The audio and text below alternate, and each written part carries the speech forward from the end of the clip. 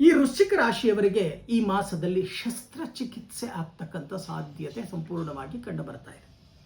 ಅದರಲ್ಲೂ ಸ್ವಲ್ಪ ವಯಸ್ಸಾಗಿರ್ತಕ್ಕಂಥವರು ಕಣ್ಣಿನ ಆಪರೇಷನ್ ಆಗ್ತಕ್ಕಂಥದ್ದು ಇರ್ಬೋದು, ಅಥವಾ ಯಾವುದೋ ಒಂದು ಶಾಂಡಿಲ್ಯ ಆಪರೇಷನ್ನು, ಅಥವಾ ಕಿಡ್ನಿ ಆಪರೇಷನ್ನು, ಅಥವಾ ಕಿಡ್ನಿ ಸ್ಟೋನ್ ಆಪರೇಷನ್ನು, ಹೀಗೆ ಶಸ್ತ್ರಚಿಕಿತ್ಸೆ ಅಂತಕ್ಕಂಥದ್ದಾಗತ್ತೆ.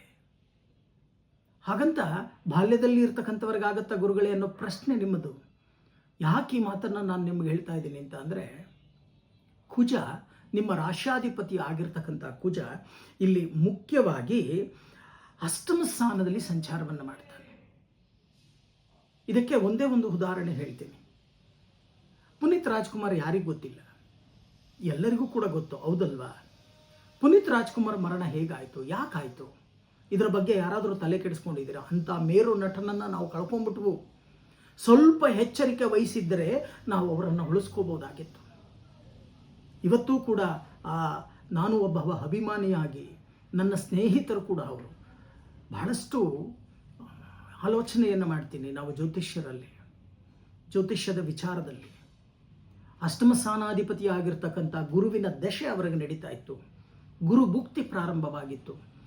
ಗುರುವಿನಿಂದಾನೇ ಅವರಿಗೆ ಮರಣ ಅಂತಕ್ಕಂಥದ್ದು ಜಾತಕ ಹೇಳ್ತು, ಹೌದಲ್ವಾ? ಯಾರು ಅವರಿಗೆ ಅಡ್ವೈಸ್ ಆಗಿದ್ದಾರೋ ಅವರು ನೆಗ್ಲೆಕ್ಟ್ ಮಾಡಿದ್ದಕ್ಕೆ ಇವತ್ತು ನಾವು ಅಂಥ ಮೇರು ನಟನನ್ನು ನಾವು ಕಳ್ಕೊಂಡಿದ್ದೀವಿ ಅಂತಕ್ಕಂಥದ್ದು ನನ್ನ ಅನಿಸಿಕೆ, ಅಭಿಪ್ರಾಯ ಜ್ಯೋತಿಷ್ಯರಾಗಿ. ಹಾಗೆ ಈ ಅಷ್ಟಮ ಸ್ಥಾನದಲ್ಲಿ ಕುಜ ಅಂತಕ್ಕಂಥವನ್ನು ವೃಶ್ಚಿಕ ರಾಶಿಯವರೆಗೆ ಸಂಚಾರವನ್ನು ಮಾಡ್ತಾ ಇದ್ದಾನೆ. ಮಿಥುನ ರಾಶಿಯಲ್ಲಿ ಕುಜ ಮತ್ತು ಬುಧ ಇವರಿಬ್ಬರು ಶತ್ರುಕ್ಷೇತ್ರಗಳು, ಶತ್ರುಗ್ರಹಗಳು. ಚೆನ್ನಾಗಿ ಅರ್ಥ ಮಾಡ್ಕೊಳ್ಳಿ. ಆರೋಗ್ಯದ ಕಡೆ ಗಮನವನ್ನು ಹರಿಸಿ. ಬಹಳಷ್ಟು ಜನ ಬಹಳಷ್ಟು ಆಲೋಚನೆಯನ್ನು ಮಾಡ್ತೀರಾ, ಬಹಳಷ್ಟು ನೋವುಗಳನ್ನು ಈಗಾಗಲೇ ಅನುಭವಿಸ್ತಾ ಇದ್ದೀರಾ. ವೃಶ್ಚಿಕ ರಾಶಿಯವರು ಜಾಯಿಂಟ್ ಪೇನ್ ಅಂತಕ್ಕಂಥದ್ದು ಇರ್ಬೋದು, ಅಥವಾ ಶರ್ಕರ ವ್ಯಾಧಿ, ಅರ್ಬುದ, ರಕ್ತ, ಪಿತ್ತಾದಿ ಇಂಥ ರೋಗಗಳನ್ನು ಅನುಭವಿಸ್ತಾ ಇದ್ದೀರಾ. ಈ ರೋಗಗಳು ಅತಿ ರೇಖಕ್ಕೆ ಹೋಗ್ತಕ್ಕಂಥ ಸಾಧ್ಯತೆಗಳಿದೆ. ಎಚ್ಚರಿಕೆ ವಹಿಸಿ. ಇದಕ್ಕೆ ನೀವು ಮಾಡಬೇಕಾಗಿರ್ತಕ್ಕಂಥ ಒಂದು ಪರಿಹಾರವನ್ನು ಕೂಡ ನಾನು ನಿಮಗೆ ಹೇಳ್ತೀನಿ. ಧನ್ವಂತರಿ ದೇವತೆ ನೋಡಿ, ಡಾಕ್ಟರ್ ನಿಮಗೆ ಚಿಕಿತ್ಸೆ ಕೊಡ್ತಾರೆ. ಅವರು ಕೊಟ್ಟಂಥ ಚಿಕಿತ್ಸೆ ನಿಮ್ಮ ಶರೀರಕ್ಕೆ ಪ್ರತಿಫಲಿಸಬೇಕು, ಅಂದರೆ ವರ್ಕ್ ಮಾಡಬೇಕು. ಕೊಡ್ತಕ್ಕಂಥ ಟಾಬ್ಲೆಟ್, ಇಂಜೆಕ್ಷನ್ ಯಾವುದೇ ಆದರೂ ಅದಕ್ಕೆ ನಾವು ಹೇಳ್ತೀವಿ ವೈದ್ಯೋ ನಾರಾಯಣೋ ಹರಿಹಿ. ನಾವು ಅವರನ್ನು ಶ್ರೀಮನ್ನಾರಾಯಣನಿಗೆ ಹೋಲಿಸ್ತೀವಿ. ಆ ಧನ್ವಂತರಿಯ ಅನುಗ್ರಹ ಅಂತಕ್ಕಂಥದ್ದಿದ್ದರೆ ಆ ಮೆಡಿಸನ್ ನಿಮ್ಮ ಬಾಡಿಗೆ ಸೂಟ್ ಆಗುತ್ತೆ. ಇಲ್ಲ ಅಂತ ಅಂದರೆ ಖಂಡಿತವಾಗಿ ಸೂಟ್ ಆಗಲ್ಲ. ಚೆನ್ನಾಗಿ ಅರ್ಥ ಮಾಡ್ಕೊಳ್ಳಿ. ಮುಖ್ಯವಾಗಿ ನೀವು ಮಾಡಬೇಕಾಗಿರ್ತಕ್ಕಂಥದ್ದು ಧನ್ವಂತರಿ ದೇವತೆಯ ಪ್ರಾರ್ಥನೆ ಮಾಡಿ. ಆರೋಗ್ಯದ ಕಡೆ ಗಮನ ಇರಲಿ ಈ ಮಾಸದಲ್ಲಿ. ಇನ್ನು ಬೇರೆ ವಿಚಾರಕ್ಕೆ ಬಂದಾಗ ಏನು ಗುರುಗಳೇ, ಹಣಕಾಸಿನ ಪರಿಸ್ಥಿತಿ. ಹಣಕಾಸಿನ ಪರಿಸ್ಥಿತಿಗೇನ್ರಿ ಭಾಳಷ್ಟು ಅನುಕೂಲಗಳು. ಯಾಕೆ ಈ ಮಾತನ್ನು ನಾನು ನಿಮ್ಗೆ ಹೇಳ್ತಾ ಇದ್ದೀನಿ ಅಂತಂದರೆ, ವೃಶ್ಚಿಕ ರಾಶಿಯವರಿಗೆ ರಾಜಯೋಗ ಅಂತ ಇದೆ. ಇದಕ್ಕೆ ಒಂದು ಉದಾಹರಣೆ ಹೇಳ್ತೀನಿ. ಯಾರೋ ನನ್ನ ಸ್ನೇಹಿತರು ಹೇಳಿರ್ತಕ್ಕಂಥ ಮಾತು, ಅಯ್ಯೋ ನನಗೇನು ರಾಜಯೋಗ ಬಿಡಪ್ಪ. ಯಾವ ರೀತಿ ರಾಜಯೋಗ?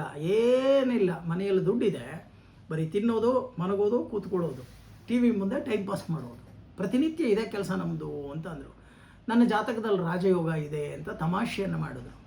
ಅಂದರೆ ರಾಜಯೋಗ ಅಂತಕ್ಕಂಥದ್ದು ಅದೇ ರೀತಿ. ಅಂದರೆ ಯಾವುದೇ ಯೋಚನೆ ಇಲ್ಲದೆ ರಾಜಯೋಗ ಅಂತಕ್ಕಂಥದ್ದು ಬರಬೇಕು. ಆ ರಾಜಯೋಗ ಅಂತಕ್ಕಂಥದ್ದು ಬರಬೇಕು ಅಂತಂದರೆ ನೀವು ಆದಷ್ಟು ಧನ್ವಂತರಿ ದೇವತೆಯನ್ನು ಪ್ರಾರ್ಥನೆಯನ್ನು ಮಾಡಿ ಆರೋಗ್ಯವನ್ನು ಸರಿಯಾಗಿ ನೋಡ್ಕೊಳ್ಳಿ. ಇನ್ನೊಂದು ವಿಚಾರ, ಹಣಕಾಸಿನ ಪರಿಸ್ಥಿತಿ ಉತ್ತಮವಾಗಿರುತ್ತೆ. ಯಾಕೆ ಅಂತ ಅಂದರೆ ಗುರು ಬಲ ಅಂತಕ್ಕಂಥದ್ದನ್ನು ನಿಮಗೆ ಕೊಡ್ತಾನೆ. ಭಾಗ್ಯಸ್ಥಾನದಲ್ಲಿ ಗುರು ಅಂತಕ್ಕಂಥವರಿದ್ದಾನೆ. ಕುಜ ಚಂದ್ರರು ಮಿತ್ರಗ್ರಹಗಳು. ಚೆನ್ನಾಗಿ ಅರ್ಥ ಮಾಡ್ಕೊಳ್ಳಿ. ಚಂದ್ರನ ಕ್ಷೇತ್ರದಲ್ಲಿ ಗುರು ಅಂತಕ್ಕಂಥವರಿದ್ದಾರೆ. ಬಹಳಷ್ಟು ಅನುಕೂಲಗಳಾಗ್ತಕ್ಕಂಥ ಸಾಧ್ಯತೆಗಳಿದೆ. ಸದುಪಯೋಗವನ್ನು ಪಡಿಸ್ಕೊಳ್ತಕ್ಕಂಥ ಕೆಲಸವನ್ನು ಮಾಡಿ. ಇನ್ನು ಗೃಹ ಪ್ರವೇಶವಾಗಲಿ, ವಿವಾಹವಾಗಲಿ ನಿರ್ವಿಘ್ನವಾಗಿ ನಡೀತಕ್ಕಂಥದ್ದು. ಯಾರ್ಯಾರು ಸೈಟನ್ನು ತಗೋಬೇಕು ಅಂತ ಆಸೆ ಪಟ್ಟಿದ್ದೀರೋ ಈ ಮಾಸದಲ್ಲಿ ನೀವು ಅಡ್ವಾನ್ಸ್ ಕೊಡ್ತಕ್ಕಂಥ ಸಾಧ್ಯತೆ ಸಂಪೂರ್ಣವಾಗಿ ಕಂಡು ಬರ್ತಾ ಇದೆ. ಯಾರ್ಯಾರು ಮದುವೆ ಆಗಬೇಕು ಅಂತ ಹಂಬಲಿಸ್ತಾ ಇದ್ದೀರೋ ನಿಶ್ಚಿತಾರ್ಥಗಳಾಗುತ್ತೆ, ವಿವಾಹಗಳು ನಡೆಯುತ್ತೆ, ಗೃಹ ಪ್ರವೇಶ ಮಾಡ್ತಕ್ಕಂಥ ಒಂದು ಶುಭ ಯೋಗ ಮತ್ತು ಧನ ಲಾಭಗಳನ್ನು ಕೂಡ ನೋಡ್ತೀರಾ. ಆದರೆ ಆರೋಗ್ಯದ ಕಡೆ ಗಮನವನ್ನು ಹರಿಸಿ.